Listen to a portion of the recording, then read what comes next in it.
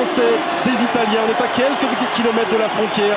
C'est un des sommets historiques du football européen. Et c'est le deuxième match de préparation à 15 jours de la Coupe du Monde.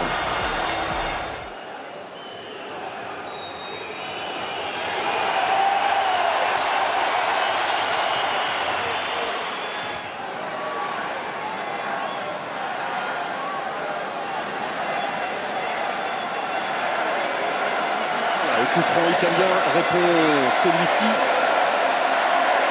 Offert au pied gauche d'Antoine Griezmann. Sirigu a placé les siens. Un seul homme face à Griezmann à 9 mètres. Oh, bien donné la tête de Balotelli qui va éloigner le danger. Pavard avec Tolisso. Centre de Pavard. Oh, la reprise derrière cette reprise, il y a Samuel Umtiti pour l'ouverture du score de la 8e minute pour les Bleus. L'équipe de France très présente là vraiment dans cette surface de réparation italienne. Mais 1-0. Même si l'Italie avait démarré avec de bonnes intentions, avec beaucoup de discipline, là au niveau du marquage ils sont pas très clairs. On va revoir ça.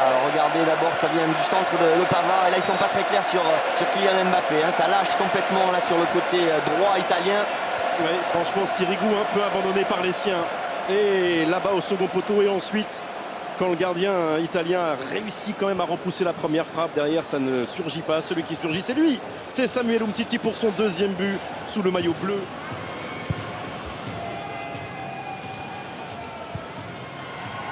Parlons du jeu, parlons de Lucas Hernandez qui déborde après ce passement de jambe, qui trouve Antoine Griezmann et la frappe, N'Golo Kanté. Oh oui, le poteau trouvé par le joueur de Chelsea. Dans la panoplie, c'est pas son arme numéro 1. Oui, mais il en est capable, la preuve. Griezmann encore.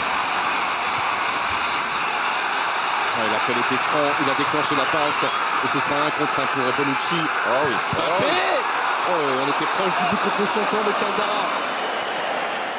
Ce soir, non, chez les hommes en blanc, beaucoup de calme. Alors, c'est pas une domination énorme, il ne mène qu'1-0, mais il y a beaucoup de calme. Et ça, c'est prégnant, vraiment, on le sent. Et beaucoup de prise de risque. Oh, Kylian Mbappé.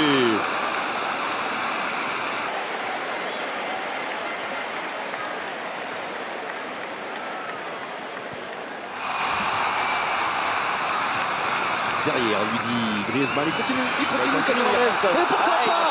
Pourquoi pas, oui. Il a eu raison de croire en son rêve jusqu'au bout, Lucas Hernandez, pour aller provoquer la faute de Rolando Mondragora. Fortifier un peu plus la domination française. Griezmann face à Sirigu. Et ça passe. Il est parfaitement frappé. À 11 mètres de la ligne défendue par Salvatore Sirigu. Petit filet. Il était parti du bon côté. Salvatore Sirigu. Cette frappe croisée pied gauche d'Antoine Griezmann. Il est parfaitement frappé. Ce penalty par Antoine Griezmann. Vraiment, c'est idéal. Même si on plonge du bon côté Sirigu. Ça passe et c'est repoussé par Lloris, mais directement sur Leonardo Bonucci pour l'Italie qui revient à la 36e minute grâce à son capitaine et grâce à cette première frappe surtout de Balotelli. 2-1. Il a choisi le côté du Lloris, il a mis la puissance là, Balotelli.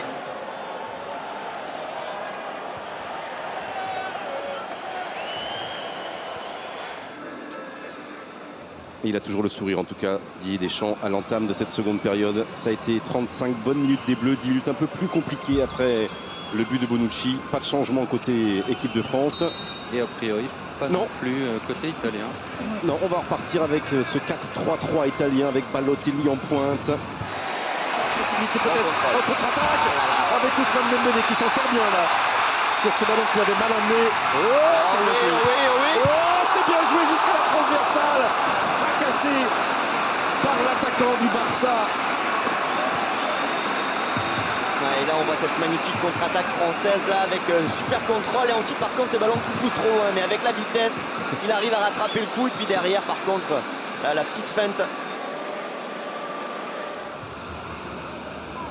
C'est mal donné mais Jorginho n'a pas pu prendre ce ballon. Et encore une fois ça va tellement vite. Kylian Mbappé.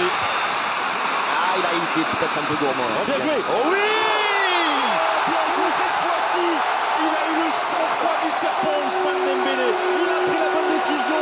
Il a eu beaucoup de sérénité au moment de déclencher cette frappe enroulée dans la lucarne opposée. Bravo à lui. Après avoir beaucoup manqué, il inscrit le 3e but des Bleus. Dembélé et 3-1 pour l'équipe de France. Cette fois-ci arrive à bien enrouler son pied droit et chercher la lucarne de Salvatore Sirigu. Un très beau but là de Ousmane Dembélé.